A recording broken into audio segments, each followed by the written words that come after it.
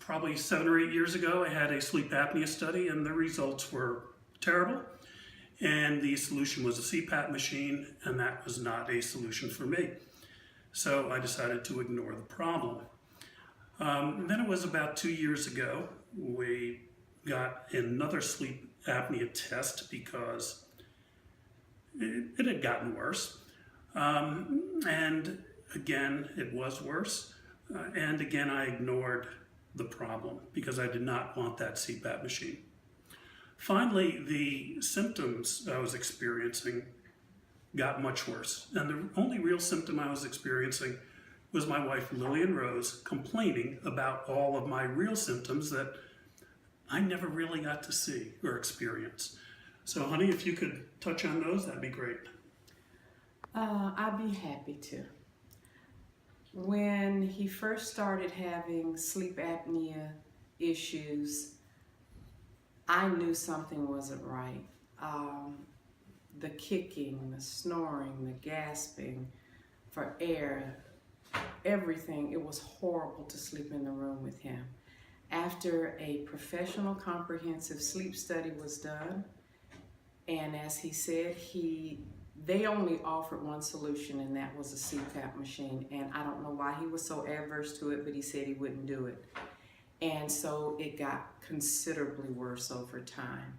The snoring became very loud, pronounced, violent almost, because his inhalation and exhalation caused, in my mind, he thinks that I hallucinate, but it seemed like the whole room would shake and the curtains would reverberate. It was terrible. And then he would be gasping for air, and you would hear that while you're trying to sleep, you're listening to this train wreck next to you. And then all of that was something that I learned to live with as the spouse of a person with sleep apnea. But the part that changed my feelings about it, and I knew I had to press forward even if it meant divorce, is watching him, yes, divorce, watching him stop breathing at night.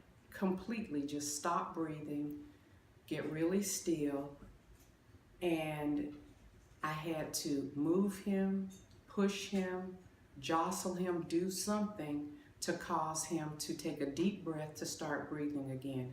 And then I would go back to sleep and wait for the silence to happen again, because I knew as long as I heard him snoring loudly, kicking me in the middle of the night, punching, being a kung fu fighter, I knew that he was breathing. But the minute he stopped making noises and being so hyperactive in bed, it would automatically trigger me to wake up, to startle my husband enough to start breathing again.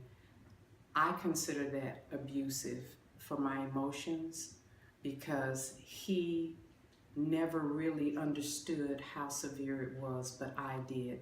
And the more I complained about it, the more he seemed kind of nonchalant about it. He didn't care because he thought he wasn't affected. And after a second sleep study, the doctor that we saw said, here's a list, a comprehensive list of everyone in your area in Texas. Everyone on here is good. And we looked at this list like many people do, and we thought, how are we to choose a good person to take care of this problem that is severe? It's affecting his health, it's affecting our relationship, it's affecting our marriage. And we took the sheet of paper to the dentist that we have the most confidence in, and he looked at it and he said, this is off the record, but there's only one name on this sheet that I would take myself to or my loved ones, and it's Dr. Krish in Flower Mound. So based on our belief that he was a person of integrity and honor and we trusted him, we came here and we haven't looked back. I'm glad he made the move to do something about it, because at our age, or any age, sleep is something that the body needs, not just wants. And I'm glad that he's finally here. I'm done. All right. So we came up. The initial appointment was a 2-hour appointment. And I was amazed at how comprehensive it was. What I really liked was when my head was put in this machine that would rotate around me, just taking, I don't know, hundreds of pictures.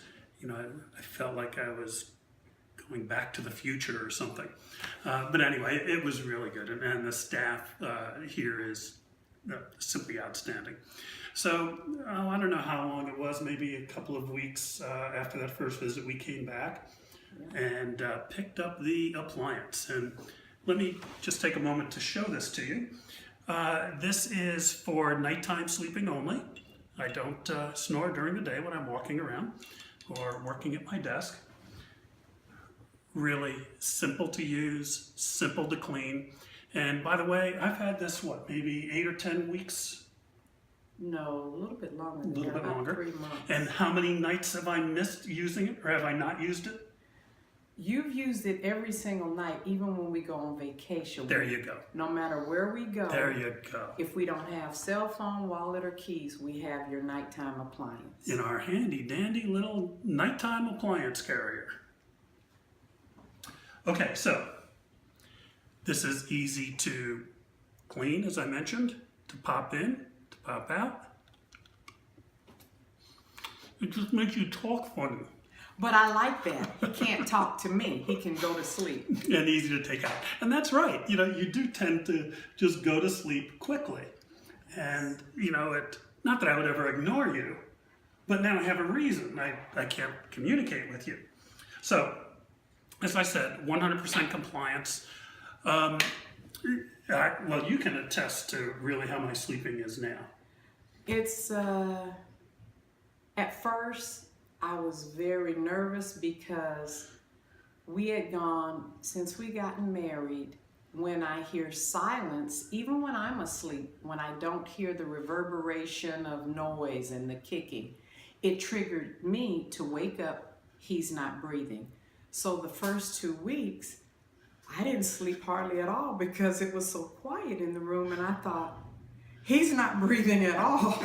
Silence was bad, now it's good. But so you had to readjust everything. And I got really close to him, and he was breathing like a newborn baby, in and out. A nice, slow rhythm. I haven't been kicked, punched.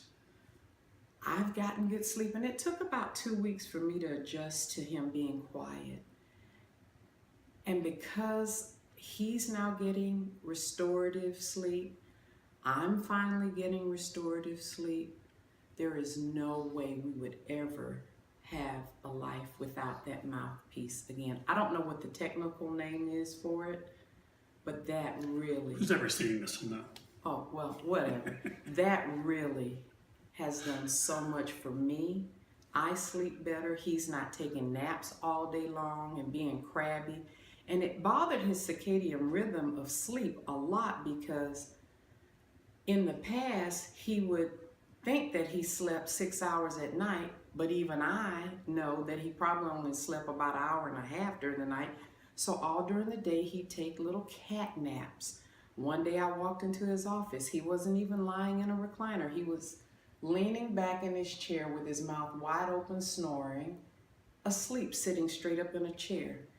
And so he'd be tired all day, and he would say, I don't know why I'm tired all the time. I sleep every night. And I'm thinking, because you're not sleeping every night. And now he sleeps. You used to sleep about 4 to 5 hours, you thought. Now he'll sleep 7, 8 hours at night like a normal person, and then be up and semi-cheerful all day.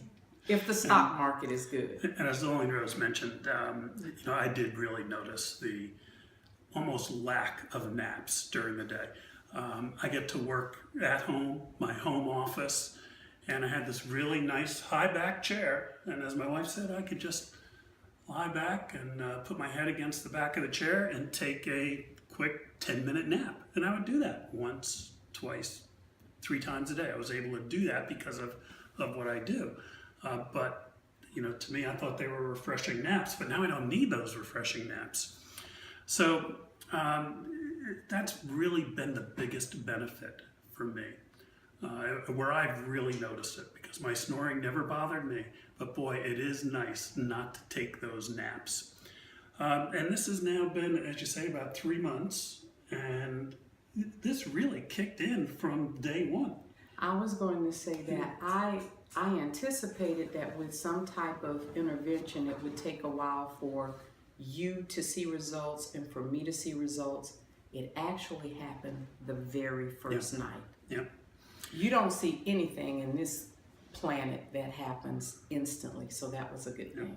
And I think we can wrap it up with perhaps the best outcome from this. I hadn't heard this before, but Nani, you mentioned something about divorce. Is that still, on the option list? If I get nice jewelry for my birthday and you take me to dinner and you don't get rid of that mouthpiece, we can hang in there a little while longer. You got a deal, Mama. Let's go. Let's do it. Thank you very much.